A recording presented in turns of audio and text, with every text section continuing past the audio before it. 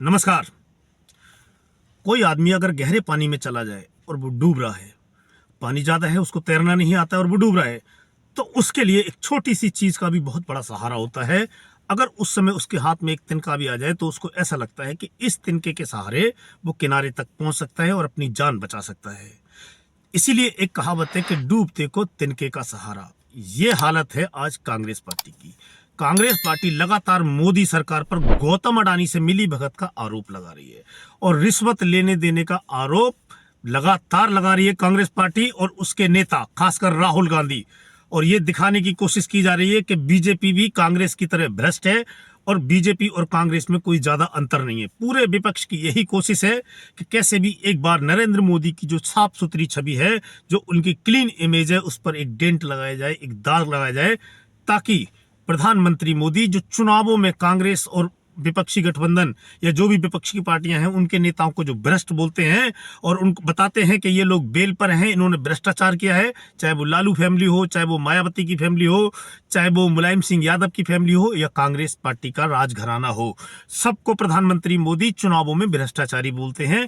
इसी कोशिश में विपक्ष है कि इसकी काट अगर करनी है तो बीजेपी और प्रधानमंत्री मोदी को भी दागदार साबित कर दो, चाहे किसी भी तरीके से प्रधानमंत्री मोदी और बीजेपी की छवि खराब कर दी जाए। प्रधानमंत्री मोदी की सबसे बड़ी कमाई यही है कि उनकी साफ सुथरी छवि है और 15 साल गुजरात का मुख्यमंत्री रहे हैं और 10 साल पिछले भारत के प्रधानमंत्री रहे, पर उन पर कभी भी कोई भी भ्रष्टाचार का आरोप नहीं लगा था और ना ही किसी कोई इस पर विश्वास करेगा कि भारत के प्रधानमंत्री नरेंद्र मोदी ने रिश्वत ली है या भ्रष्टाचार किया है। तो विपक्ष की मंशा यही है कि कैसे भी करके नरेंद्र मोदी की छवि पर दाग लगाया जाए, जो उनकी सबसे बड़ी ताकत है और विपक्ष की सबसे बड़ी कमजोरी है। नरेंद्र मोदी की जो साफ सुथरी छवि है, इसकी काट किसी के पास नहीं, क्योंकि उनके ऊपर अभी तक कोई भ्रष्टाचार का आरोप नहीं लगा है। और कांग्रेस की हालत डूबते को तिनके का सहारा है कि गौतम अडानी वाला जो तिनका उसके हाथ लगा है, शायद वो इस तिनके के सहारे बैतरणी को पार कर सकती है और किनारे पर जा सकती है और इसी के सहारे वो सत्ता हासिल कर सकती है और चुनावी राजनीति में प्रधानमंत्री मोदी और बीजेपी को हरा सकती है। क्योंकि इसके उदाहरण इतिहास में बहुत सारे हैं। जब किसी पार्टी पर या किसी नेता पर भ्रष्टाचार का आरोप लगा है तो जनता ने उसको तुरंत सत्ता से बाहर कर दिया है जब भी चुनाव आया है। ऐसे उदाहरण बहुत सारे इतिहास में भरे हुए हैं और कांग्रेस पार्टी ये जानती है कि अगर बीजेपी को हराना है तो उसके नेताओं पर भी भ्रष्टाचार के आरोप लगाए हैं और इसके लिए कांग्रेस पार्टी और विपक्ष कुछ भी कर सकता है और लगातार वो अडानी के मुद्दे को लेकर प्रधानमंत्री मोदी पर हमला कर रहे हैं। चाहे वो राज्यसभा की कार्रवाई हो या लोकसभा की कार्रवाई हो, हर जगह विपक्ष अडानी का नाम लेकर प्रधानमंत्री मोदी पर आरोप लगा रहा है कि प्रधानमंत्री मोदी अडानी को बचा रहे हैं और अडानी के ऊपर जो अमेरिका में आरोप लगे हैं, भारत में और बाहर जो भी उनको ठेके मिले हैं, उसमें प्रधानमंत्री मोदी का बहुत बड़ा रोल है उनको ठेके दिलवाने में। अब जब जब भ्रष्टाचार के आरोप में सत्ता गई है, ये कुछ उदाहरण हैं जिनके सहारे कांग्रेस पार्टी अपनी चुनावी बैतरणी को पार लगाने की कोशिश कर रही है। उदाहरण सबके सामने है। बात 2004 की है, जब देश 2004 से पहले की है, जब भारत में भारतीय जनता पार्टी की सरकार थी, देश में भारतीय जनता पार्टी की सरकार थी और अटल बिहारी वाजपेयी भारत के प्रधानमंत्री थे और भाजपा के जो अध्यक्ष थे वो थे बंगारू लक्ष्मण। उस समय एक स्टिंग ऑपरेशन हुआ था जिसमें भारतीय जनता पार्टी के राष्ट्रीय अध्यक्ष बंगारू लक्ष्मण को 1 लाख रुपए स्वीकारते हुए उस वीडियो में दिखाया गया था। हालांकि उनका कहना था कि ये पार्टी फंड में चंदा दिया गया है, पर स्टिंग ऑपरेशन के बाद विपक्ष की सारी पार्टियां, खासकर कांग्रेस पार्टी और उनके साथी जो सहयोगी पार्टी थी, उन्होंने इसको भ्रष्टाचार का बहुत बड़ा मुद्दा बना दिया और इसके लिए उन्होंने संसद की कार्रवाई नहीं चलने दी और पूरे देश में यह हंगामा खड़ा कर दिया गया कि भारतीय जनता पार्टी भ्रष्ट है और उसके जो राष्ट्रीय अध्यक्ष है उसने 1 लाख रुपए की रिश्वत स्वीकार की है ऑन कैमरा। इसका असर यह हुआ कि 2004 के लोकसभा के जो चुनाव हुए, भारत के जो आम चुनाव हुए, उसमें अटल बिहारी वाजपेयी के होते हुए भी, उनके 5 साल के काम को देखने के बाद भी जनता ने भारतीय जनता पार्टी को हरा दिया और भारतीय जनता पार्टी की सरकार 2004 में दोबारा केंद्र में नहीं बन पाई। अटल बिहारी वाजपेयी के नेतृत्व में भारतीय जनता पार्टी चुनाव हार गई। ये जो रिश्वत कांड था या जो पार्टी फंड में चंदा देने वाला कांड था, इसने बहुत बड़ा असर डाला था चुनावों में। उसके बाद बात करते हैं दिल्ली की। दिल्ली में लगातार 15 साल तक शीला दीक्षित की सरकार थी, कांग्रेस की सरकार थी। उस दौरान अन्ना आंदोलन चला।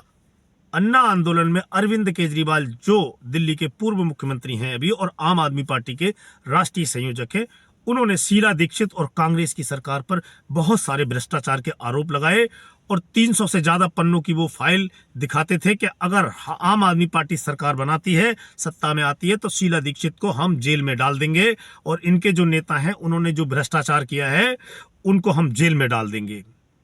इतने सारे आरोप लगाए गए कांग्रेस पार्टी पर दिल्ली में कि 15 साल में शीला दीक्षित ने जो दिल्ली में विकास कार्य किया था, जिस दिल्ली को आज आप देखते हैं, जो विकसित दिल्ली आपको दिखती है, या जो फ्लाईओवर या जो मेट्रो है और बहुत सारी सुख सुविधाएं जो दिल्ली में शीला दीक्षित ने दी, ऐसा कहा जाता है कि दिल्ली की विकास में शीला दीक्षित का बहुत बड़ा योगदान है। पर उन सब चीजों के ऊपर हावी हो गया भ्रष्टाचार। भ्रष्टाचार के आरोप के सामने सारी चीजें दब गई और भ्रष्टाचार सबसे ऊपर आ गया और जनता को अरविंद केजरीवाल ये समझाने में कामयाब रहे कि कांग्रेस भ्रष्ट है और कांग्रेस पार्टी ने दिल्ली में जो भ्रष्टाचार किया है, और खासकर कॉमनवेल्थ गेम जो 2010 में हुए थे, उसमें बहुत बड़ा भ्रष्टाचार शीला सरकार ने किया है। इसका नतीजा ये हुआ कि 15 साल की शीला सरकार की सारी उपलब्धियां भ्रष्टाचार के आरोपों के नीचे दब गईं और कांग्रेस चुनाव हार गई। उसके बाद हालत यह है कांग्रेस की दिल्ली में कि कांग्रेस का शासन, वो कांग्रेस का संगठन आईसीयू में पड़ा है, अंतिम सांसें गिन रहा है उसका संगठन। कांग्रेस, बात 2014 की करते हैं। 2014 में जब आम चुनाव हुए थे तो देश में कांग्रेस और यूपी की सरकार थी। देश के प्रधानमंत्री थे मनमोहन सिंह। मनमोहन सिंह के सरकार पर इतने भ्रष्टाचार के आरोप लगे थे, 10 साल में इतना भ्रष्टाचार के आरोप उनके ऊपर लगाए गए, चाहे वो भारतीय जनता पार्टी की तरफ से हो, आम आदमी पार्टी की तरफ से हो, या जो अन्ना आंदोलन के दौरान जो हुआ था, उस दौरान उन पर बहुत सारे आरोप लगे थे। 2G, 3G, कोयला, बहुत सारे आरोप उनके ऊपर लगाए गए थे। नतीजा ये निकला कि 2014 के चुनाव में कांग्रेस पार्टी 50 का आंकड़ा भी नहीं छू पाई। कांग्रेस पार्टी के इतिहास में जब से कांग्रेस पार्टी ने चुनावी राजनीति में हिस्सा लेना शुरू किया है, पहली बार 50 के आंकड़े से नीचे सिमट गई थी कांग्रेस पार्टी। और कई दशक के बाद देश की जनता ने किसी एक पार्टी को पूर्ण बहुमत की सरकार बनाने का मौका दिया था। भारतीय जनता पार्टी की सरकार बनी, पूर्ण बहुमत की सरकार थी, भारत के प्रधानमंत्री बने नरेंद्र मोदी। मुद्दा सिर्फ एक ही हावी था, भ्रष्टाचार। भ्रष्टाचार के मुद्दे ने ही यूपीए सरकार का इतना बुरा हाल कर दिया था 2014 के आम चुनाव में, और कांग्रेस पार्टी का इतना बुरा हाल कर दिया था कि उसकी चोट से वो अभी तक उभर नहीं पाए हैं। वैसे तो देश में बहुत सारे मुद्दे हैं ऐसे भ्रष्टाचार के, जिनकी वजह से देश में और राज्य में सरकारें बदल गई हैं। जनता ने उनको चुनावों में नकार दिया है। जब भी चुनाव हुए हैं और भ्रष्टाचार का आरोप लगाए तो भारत की जनता ने उस सरकार को और उस पार्टी को, उस नेता को नकार दिया है और दूसरी पार्टी को मौका दिया है। छत्तीसगढ़ इसका ताजा उदाहरण है। अभी जब छत्तीसगढ़ के जो अभी पीछे चुनाव हुए थे, विधानसभा चुनाव, उस चुनाव से कुछ दिन पहले छत्तीसगढ़ के जो वर्तमान मुख्यमंत्री थे भूपेश बघेल, उन पर भ्रष्टाचार का आरोप लगा। नतीजा ये हुआ कि कांग्रेस, सारे लोग, एग्जिट पोल, सारे टीवी न्यूज, सब यही बोल रहे थे कि छत्तीसगढ़ में कांग्रेस वापसी करने जा रही है, रिपीट करेगी अपनी सरकार को। पर जब भ्रष्टाचार के आरोप लगे तो छत्तीसगढ़ की कांग्रेस सरकार का वो बुरा हाल हुआ और भारतीय जनता पार्टी सत्ता में आने में कामयाब हो गई छत्तीसगढ़ में, और कांग्रेस पार्टी को करारी हार का सामना करना पड़ा। बहुत सारे उदाहरण हैं, बहुत सारी पार्टियां हैं जिनको भ्रष्टाचार के आरोप लगे हैं और वो सत्ता से बाहर चली गई है। अब विपक्ष को यही दिखाई दे रहा है कि किसी भी तरह से इस मुद्दे को पकड़ के रखा जाए, इसको जिंदा रखा जाए, ताकि नरेंद्र मोदी के ऊपर और भारतीय जनता पार्टी के ऊपर किसी भी तरह से भ्रष्टाचारी साबित किया जाए, किसी भी तरह से उनको भ्रष्ट बताया जाए और जनता की नजरों में उनकी जो साफ सुथरी छवि है उसको धूमिल किया जाए। यही एक तरीका है उनको सत्ता में वापस लाने का। बाकी उनको कोई तरीका नहीं है कि वो सत्ता में वापसी कर पाए। एक इसी मुद्दे को लेकर संसद के दोनों सदनों में कार्रवाई नहीं होने दी जा रही है। संसद के बाहर प्रदर्शन किए जा रहे हैं। मीडिया में रोज रोज नए नए आरोप लगा के पार्टियां सामने आ रही हैं और प्रधानमंत्री मोदी और भाजपा को और गौतम अडानी को लगातार घेरने की कोशिश कर रही है। अब देखना यह है कि इस मुद्दे का कितना असर चुनावी राजनीति पर पड़ता है और यह सब पता चलेगा 2025 में होने वाले चुनावों में। जिस जिस जगह विधानसभा चुनाव है, जैसे दिल्ली में विधानसभा चुनाव होगा, तो दिल्ली में पता चलेगा कि इस मुद्दे ने कितना काम किया है और जनता ने कांग्रेस पार्टी और विपक्ष के आरोपों पर कितना विश्वास किया है कि भारतीय जनता पार्टी और नरेंद्र मोदी भ्रष्टाचारी हैं। इस मुद्दे पर कितना विश्वास किया है और कितना कामयाबी कांग्रेस पार्टी को इस मुद्दे से मिलती है, यह सब तय करेगा 2025 में आने वाले जो विधानसभा के चुनाव है वो। आज के वीडियो में इतना ही, मिलते हैं आपसे अगले वीडियो में। तब तक के लिए जय हिंद, जय भारत।